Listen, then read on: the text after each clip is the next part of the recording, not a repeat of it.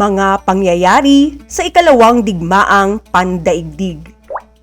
Digmaan sa Europe. Hindi nagsimula ang ikalawang digmaang pandaigdig sa isang iglap. Ito ay unti-unting nabuo, parang serye ng red flags na piniling hindi pansinin. May mga bansang naging agresibo, may mga nanahimik, at may mga umasa na kusa na lang itong titigil. Sa bawat maling hakbang na hindi napigilan, lalong lumakas ang loob ng mga mananakop. Hanggang sa ang baka titigil din ay nauwi sa huli na ang lahat. Balikan natin ang mga red flags o mga sanhi ng ikalawang digmaang pandaigdig sa aral ng nakaraan, sandigan ng kinabukasan. Warning signs, spot the red flag. Tukuyin ang inilalarawan sa bawat bilang. Ito ang rehiyon sa China na nilusob ng Japan noong 1931 dahil sa yaman nito sa bakal at carbon. Manchuria. Sinakop ni Mussolini sa Africa na naging simbolo ng kahinaan ng pandaigdigang kapayapaan. Ethiopia. Ang tawag sa sapilitang pagsasanib ng Austria at Germany noong 1938. Anschluss. Pulisiyang pagpapayapa kay Hitler na ipinatupad ng ilang bansa upang maiwasan ang digmaan. Appeasement. Dito sinubok ang armas at lakas militar bago ang mas malawak na digmaan. Digmaang sibil sa Spain. Kasunduang nagbigay kay Hitler ng Sudetenland kapalit ng pangakong titigil sa pananakop. Kasunduan sa Munich. Pandaigdigang organisasyon na nabigong pigilan ang agresyon ng mga diktador. Liga ng mga bansa. Petsa ng pagsalakay ng Germany sa Poland na nagsimula ng digmaan. Ika-1 ng Setyembre, 1939. Hukbong panghimpapawid ng Germany na ginamit sa Spain. Luftwaffe. Kasunduang nagsabing hindi mag-aaway ang Germany at Soviet Union. Nazi-Soviet Non-Aggression Pact. Kung ang mga red flag na ito ang nagsindi ng mitsa, ang mga susunod na pangyayari ang nagsilbing apoy na tumupok sa pandaigdigang kapayapaan. Mula sa mga desisyong piniling gawin at sa mga desisyong piniling hindi gawin, nabuo ang isang digmaang hindi na mapipigilan. Paano nga ba ito tuluyang lumawak? Sa araling ito, susuriin ang mga pangunahing kaganapan sa Europa sa unang yugto ng ikalawang digmaang pandaigdig. Mula sa pagsalakay sa Poland, sa mabilis na pagbagsak ng mga bansa sa kanlurang Europa, hanggang sa paglawak ng labanan sa silangan. Layunin na maunawaan na ang digmaan ay hindi biglaang pangyayari, kundi isang prosesong hinubog ng magkakaugnay na hakbang at estratehiya. Ang pagsalakay sa Poland noong 1939 ay hindi na sorpresa. Ito ang lohikal na kasunod ng mga pangyayaring hinayaang umusbong sa nakalipas na mga taon. Sa puntong ito, humina ang diplomatikong pag-uusap at nanaig ang dahas, ang mga tangke, eroplano at tropa ang pumalit sa dating mga kasunduan. Sa pagtalakay sa mga kaganapan sa Europa, higit na mahalagang maunawaan kung paano umandar ang digmaan. Kapag ang paghadlang ay dumating ng huli upang pigilan ang mali. Mga pangyayari sa ikalawang digmaang pandaigdig. Digmaan sa Europe.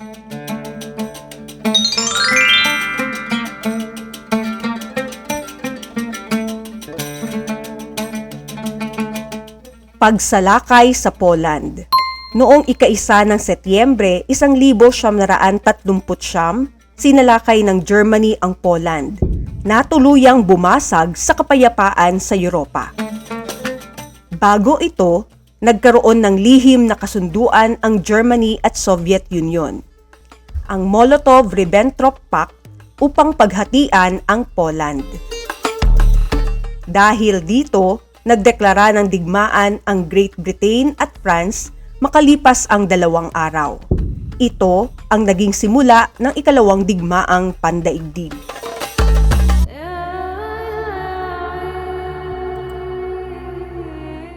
Lightning War. Ipinakita ng Germany ang Blitzkrieg o Lightning War, isang estratehiyang nakatuon sa bilis at sabayang pag-atake.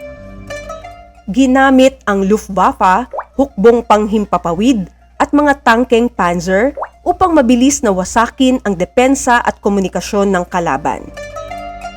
Sa loob lamang ng ilang linggo, bumagsak ang Poland. Pinatunayan nito ang lakas at bisa ng makabagong taktika ng militar ng Nazi Germany.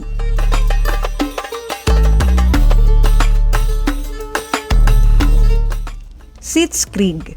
Matapos bumagsak ang Poland noong 1939, nagkaroon ng Sitzkrieg o Pony War, isang panahong halos walang labanan sa Western Front.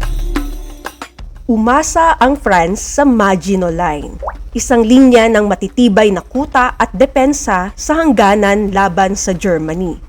Ngunit, iniwasan ito ng Germany sa pagdaan sa Belgium. Noong 1940, sinakop nito ang Denmark, Norway, Netherlands at Belgium. At sa loob ng 6 na linggo ay bumagsak ang France. Kaya naiwan ang Great Britain na lumalaban.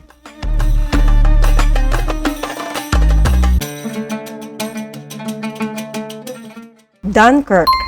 Habang sinasakop ng Germany ang France, naipit ang libo-libong tropang Allied sa Dunkirk.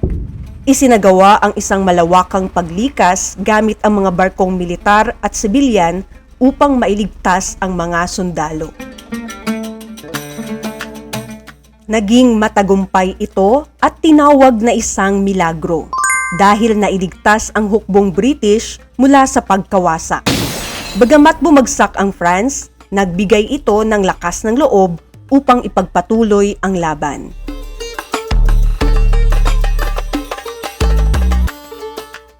Battle of Britain. Sa pamumuno ni Winston Churchill, tumangging sumuko ang Great Britain sa kabila ng pag-iisa.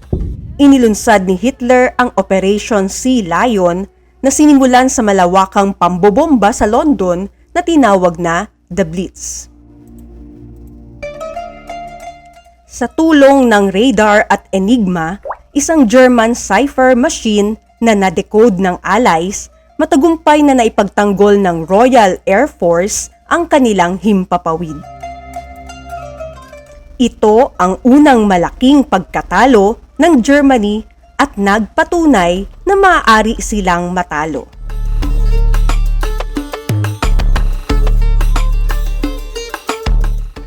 Allied at Axis powers. Ang lawak ng ikalawang digmaang pandaigdig ay dahil sa pagbuo ng dalawang magkalabang panig.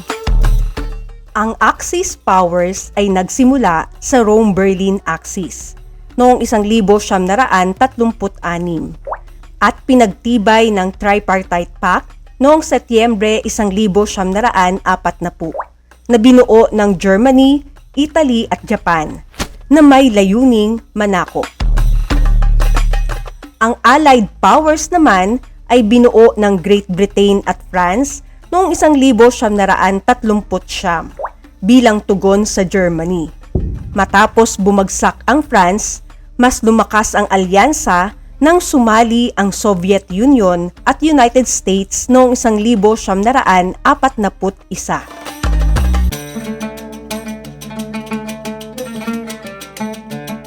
Operation Barbarossa.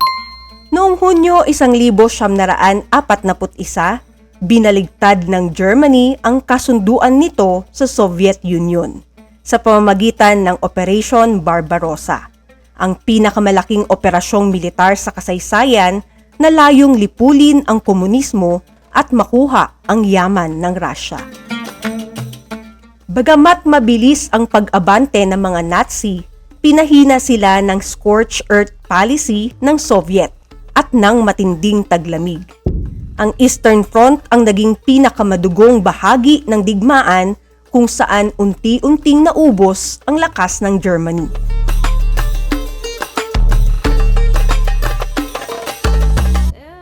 Holocaust.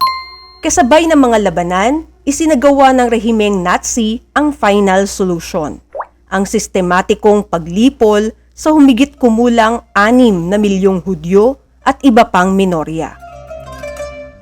Sa pamamagitan ng mga concentration camp gaya ng Auschwitz, nauwi ito sa isang genocide na yumanig sa mundo. Ang Holocaust ay nananatiling isa sa pinakamadilim na bahagi ng kasaysayan ng sangkatauhan.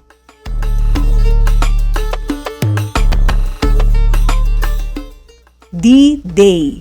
Ang pagpasok ng United States sa digmaan ay nagpalakas sa Allied Powers.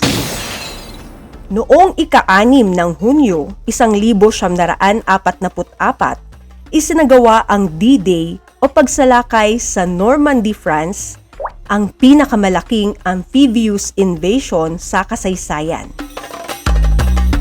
Dahil dito, nagsimula ang pagpapalaya sa kanlurang Europa. Sa kabila ng huling pag-atake ng Germany sa Battle of the Bulge, tuluyang nasakop ang Berlin noong Mayo 1945 na nagwakas sa digmaan sa Europa.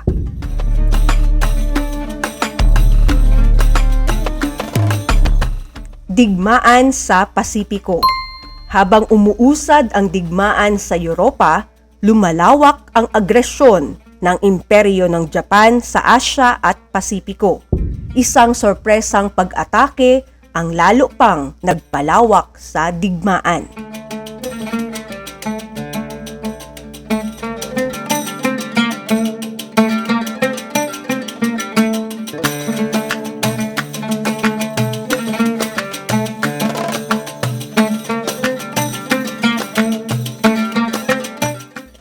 Warning ignored, war ignited.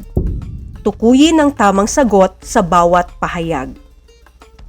Lihim na kasunduan ng Germany at Soviet Union na nagbigay daan sa paghahati ng Poland. Molotov-Ribbentrop Pact. Estratehiya ng Germany na kilala sa mabilis at sabayang pag-atake. Blitzkrieg o Lightning War. Sasakyang pandigma na ginamit ng Germany sa lupa. Panzer. Panahong halos walang malakihang labanan matapos bumagsak ang Poland. Sitzkrieg o Phony War. Malawakang pambobomba ng Germany sa London. The Blitz. Cipher machine ng Germany na na-decode ng Allies. Enigma. Alyansang binubuo ng Germany, Italy at Japan.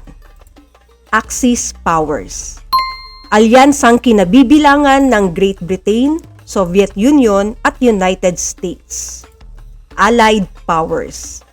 Pinakamalaking operasyong militar ng Germany laban sa Soviet Union. Operation Barbarossa. Pagsalakay ng Allies sa Normandy na nagpasimula ng pagpapalaya sa Europa.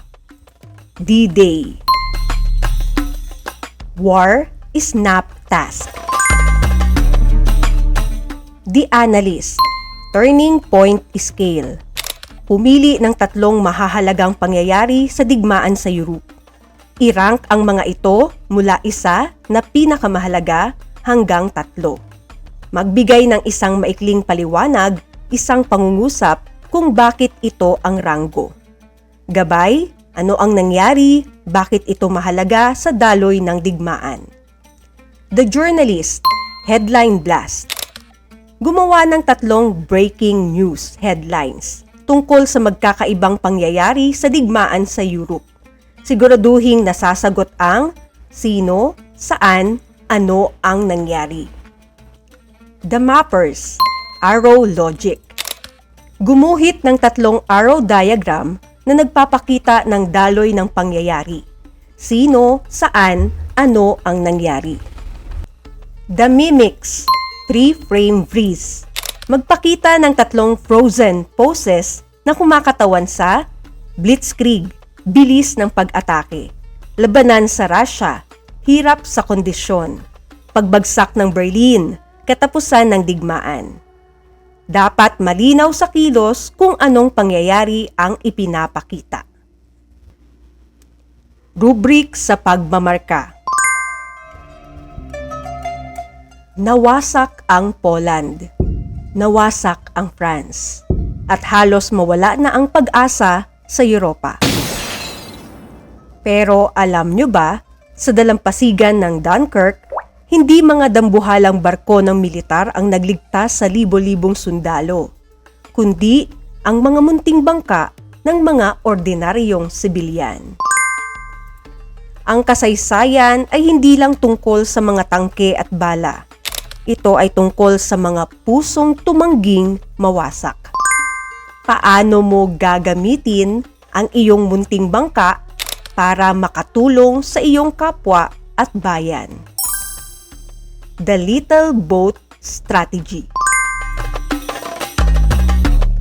Pumili ng isang pangyayari mula sa talakayan na nagpakita ng magandang pag-uugali. Isulat kung paano mo ito gagayahin sa iyong buhay upang maipakita ang pagiging makatao at makabansa. Halimbawa, ang milagro sa Dunkirk, pagtulong ng mga sibilyan. Tutulungan ko ang aking kaklase na nahihirapan sa math o sa ating lesson kahit hindi ako expert, basta't may maitulong lang ako. Mababawasan ang stress ng kaklase ko at mapapakita ko na sa munting paraan, handa akong rumisponde sa nangangailangan. Muli ang mga pangyayari sa ikalawang digmaang pandaigdig, digmaan sa Europe.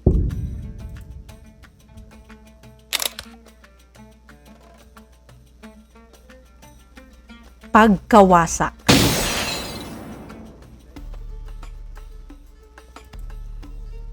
Ang bawat pulang letra sa mnemonic na pagkawasak ay nagsisilbing bakas ng mahahalagang kwento ng kasaysayan. Mula sa pagsalakay sa Poland hanggang sa paglawak ng digmaan sa Pasipiko, makikita ang tindi ng pinsalang dulot ng labanan. Ang pagtatala ng mga pangyayaring ito ay hindi upang muling mawasak, kundi upang magsilbing gabay sa pagbuo ng mas matibay at mas payapang mundo. Mission Pagkawasak. The Timeline Chronicles. Ayusin ang mga sumusunod na pangyayari ayon sa tamang pagkakasunod-sunod. Isulat ang bilang 1 hanggang 5, sapat lang. 1 sa pinakauna, 5 sa pinakahuli. Pagsalakay sa Poland, ang simula ng digmaan. Dunkirk, ang milagrong pagliligtas sa mga sundalo. Battle of Britain, pagtatanggol ng Royal Air Force. Operation Barbarossa, pag-atake ng Germany sa Russia. At D-Day, pagsalakay ng Allies sa Normandy. War Zone, pagkilatis sa kasaysayan. Piliin ang letra ng tamang sagot. Sa gitna ng pagkagapi ng France, isinagawa ang Miracle of Dunkirk gamit ang mga bangka ng mga sibilyan. Paano tatayahin ang kahalagahan ng partisipasyon ng mga sibilyan sa labanang ito? Nagsilbi itong moral na pundasyon upang ituloy ang paninindigan. Sa Battle of Britain, nakatulong sa Allied powers ang paggamit ng radar at ang pagkakadecode sa Enigma machine ng Germany. Ano ang pinakaangkop na pagtataya sa papel ng teknolohiya sa tagumpay ng Royal Air Force? Nagsilbi itong pantay na lakas laban sa nakahihigit na Luftwaffe. Ang Operation Barbarossa ang itinuturing na pinakamalaking operasyong militar sa kasaysayan. Batay sa pagsusuri ng mga kaganapan, ano ang naging pangunahing pagkakamali ni Hitler sa desisyong ito? Ang hindi pagsasaalang-alang sa tindi ng panahon at lawak ng Russia. Isinagawa ng rehimeng Nazi ang final solution o Holocaust laban sa mga Hudyo. Paano dapat hatulan ng kasaysayan ang kaganapang ito sa aspeto ng karapatang pantao? Isang matinding krimen laban sa sangkatauhan na hindi dapat malimot. Ang D-Day noong 1944 ay nagsisilbing simbolo ng pag-asa at pandaigdigang pagkakaisa. Sa pagsusuri ng kasaysayan, paano matataya ang bigat at kabuluhan ng nasabing operasyon para sa pagpapalaya ng Europa. Ang dakilang landas na tumapos sa dilim ng paniniil at naghatid ng liwanag ng kapayapaan. Hindi kailangang maging general para magligtas ng bayan. Kailangan lang maging tao na may malasakit sa gitna ng pagkawasak.